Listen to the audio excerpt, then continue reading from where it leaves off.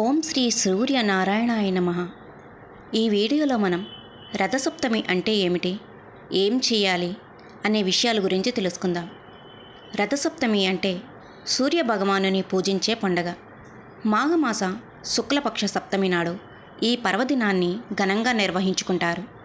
రథసప్తమి మహాతేజం. మన ఆధ్యాత్మిక గ్రంథాల ప్రకారం మొత్తం ద్వాదశ ఆదిత్యులు అనగా 12 సూర్యులు. సంవత్సరంలో ఒక్కో నెలకు ఒక్కో సూర్యుడు ప్రాధాన్యత వహిస్తాడు. చైత్రమాసంలో వచ్చే సూర్యుడి పేరు ధాత, వైశాఖంలో ఆర్యముడు, జ్యేష్ఠంలో మిత్రుడు, ఆషాఢంలో వరుణుడు, శ్రావణంలో ఇంద్రుడు, భాద్రపదంలో వివస్వంతుడు, ఆశ్వయుజంలో త్వష్ట, కార్తీకంలో విష్ణువు, మార్గశిరంలో అంశుమంతుడు, పుష్యంలో భగుడు, మాఘంలో పూషుడు, ఫాల్గుణంలో పర్జజన్యుడు. ఆ నెలల్లో సూర్యుడి తీక్షణతను బట్టి ఆ పేర్లు వచ్చాయని చెబుతారు. సూర్యకాంతి 7 వర్ణాల కలయిక అని వైజ్ఞానికులు చెబుతూ ఉంటే, ఆయన 7 గుర్రాలున్న రథం మీద లోక సంచారం చేస్తాడని వేదవాజ్వయం చెబుతుంది. ఆ 7 గుర్రాల పేర్లు గాయత్రి, త్రిష్ణుప్పు, అనుష్టుప్పు, జగతి, పంక్తి, బృహతి, ఉష్ణిక్కు. వీటి రూపాలు సప్తవర్ణాలకు సరిపోలుతాయి. రావణ యుద్ధం సమయంలో అలసిపోయిన శ్రీరాముడికి అగస్త్య మహాముని ఆదిత్య హృదయం ఉపదేశించినట్లు రామాయణంలో ఉంది. ఇందులో 30 శ్లోకాలున్నాయి. వీటి స్మరణ వల్ల శారీరక, మానసిక ఆరోగ్యం బాగుంటుందని చెబుతారు. సూర్యుడి రథానికి ఉన్న ఇరుసుపగలు రాత్రికి ప్రతీక అని, చక్రాలున్న 6 ఆకులు ఋతువులకు, ధ్వజం ధర్మానికి ప్రతీకలని పురాణాల్లో ఉంది. అందుకే సూర్యుడి జన్మదినాన్ని ఆయన పేరుతో కాకుండా రథసప్తమి అని పిలుస్తారు.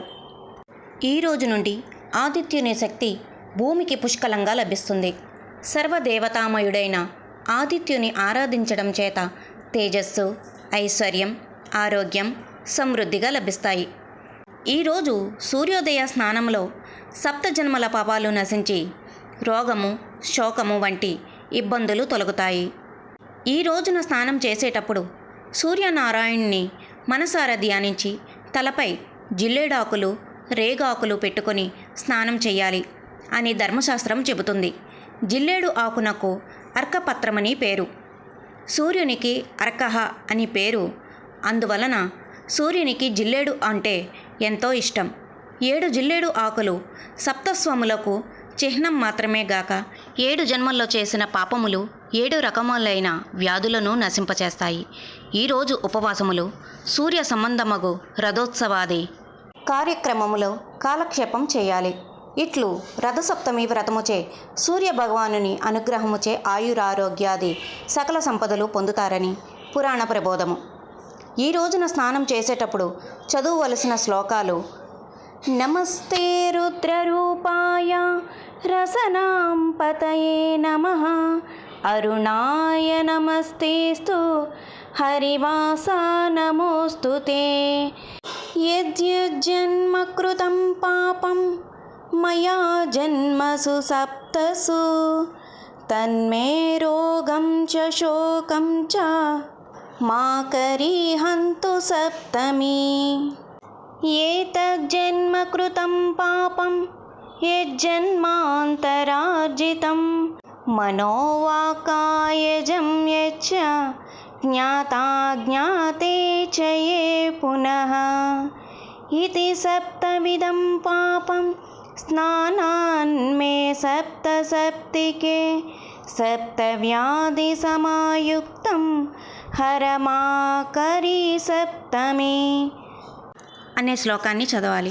తర్వాత పూజా విధానంలోకి వద్దాం. చందనంతో అష్టదళ పద్మాన్ని లిఖించి ఒక్కొక్క దళం చొప్పున రవి, భాను, వివస్వత, భాస్కర, సవిత, అర్క, సహస్రకిరణ, సర్వాత్మక అనే నామాలు గల సూర్యుణ్ణి భావించి పూజించాలి. ఎర్ర చందనం, ఎర్రని పువ్వులతో సూర్యుని అర్చించడం విశిష్టమైనది. ఆవు పేడతో చేసిన పిడకలను కాల్చి ఈ వేడిలో క్షీరాన్నాన్ని వండి సూర్యునికి నివేదించాలి. ఆ క్షీరాన్నాన్ని చెరుకు ముక్కలతో కలుపుతూ ఉండాలి. దానిని చిక్కుడు ఆకులతో ఉంచి నివేదిస్తారు. చిక్కుడు, జిల్లేడు, రేగు పత్రాలలో సౌరశక్తి విశేషంగా నిక్షిప్తమై ఉంటుంది. జిల్లేడు, రేగు, దుర్వాలు, అక్షతలు, చందనాలు కలిపిన నీటితో గాని పాలతో గాని రాగి పాత్ర ద్వారా ఆర్జ్యమివ్వడం మంచిది. మనం చేసే పూజలు, వ్రతాలు అన్నీ పుణ్య సంపాదన కొరకే. శివకేశవులకు ఇరువురికి మాఘమాసం ప్రీతికరమైనది. ఈనాటి నుండి వేసవి ప్రారంభమైనట్లే. ఆరోగ్యం భాస్కరాదిచ్చేత్. ఆరోగ్య ప్రదాతగా శ్రీ సూర్యదేవుణ్ణి చెప్తారు. ఈ మహాపర్వదినాన ఆ సూర్యభగవానుని భక్తి శ్రద్ధలతో పూజించి పూర్తి ఆరోగ్యాన్ని, ఐశ్వర్యాన్ని పొందుదాం. దీనికి కావలసిన స్తోత్రాలు: ఆదిత్య హృదయం, సూర్య స్తోత్రం, నవగ్రహ స్తోత్రం తప్పక పారాయణం చేయడం సకల శ్రేయోదాయకమని గురువాక్యం కూడా. సూర్యుడు మకరంలో ఉండగా వచ్చే ఈ దివ్య సప్తమి నాడు సూర్యుని నమస్కరించి శ్లోకాలు చదివి స్నానం చేస్తే సమస్త వ్యాధులు, ఇబ్బందులు తొలగుతాయని శాస్త్రవచనం. అంతేకాకుండా ఈ జన్మలో చేసిన, గత జన్మలో చేసిన మనస్సుతోటి, మాటతోటి, శరీరంతో తెలిసి గాని తెలియక చేసిన 7 విధాలైన పాపాలను పోగొట్టే శక్తి ఈ రథసప్తమికి ఉన్నది. ఈ రోజున తల్లిదండ్రులు లేని వారు వారికి తర్పణం విడుస్తారు. ఈరోజు ఆకాశంలో నక్షత్ర కూటమి రథం ఆకారంలో ఉంటుంది.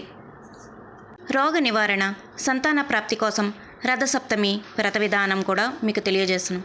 స్నానానంతరం గట్టు దగ్గర పొడి బట్టలు మార్చుకొని పూజ చేయాలి. అష్టదళ పద్మ ముగ్గు వేసి అందులో సూర్యనామాలు చెప్తూ 7 రంగులు నింపాలి.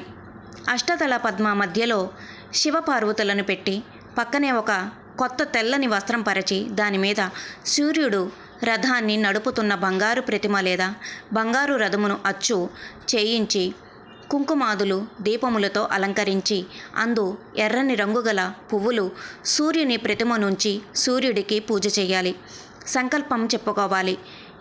ఎవరి రోగ నివారణ కోసం చెప్తున్నామో లేదా ఎవరికి సంతానం కలగాలని చెప్తున్నామో వారి పేరు, గోత్రములు చెప్పుకొని పూజ చేసి ఈ బంగారు ప్రతిమను ఒక గురువునకు దానం ఇవ్వాలి.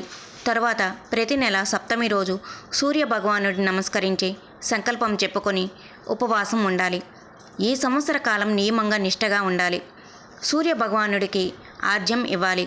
ఇలా శక్తి, అశక్తి కలిగిన వారు చేసినచో వారికి సూర్య భగవానుడి అనుగ్రహం కలుగుతుంది. అంతేకాకుండా ఆయురారోగ్యాలు, అష్టైశ్వర్యాలు కూడా ప్రాప్తిస్తాయి. ఈ వీడియో కనుక మీకు నచ్చినట్లయితే లైక్ చేయండి, షేర్ చేయండి, సబ్స్క్రైబ్ చేయండి.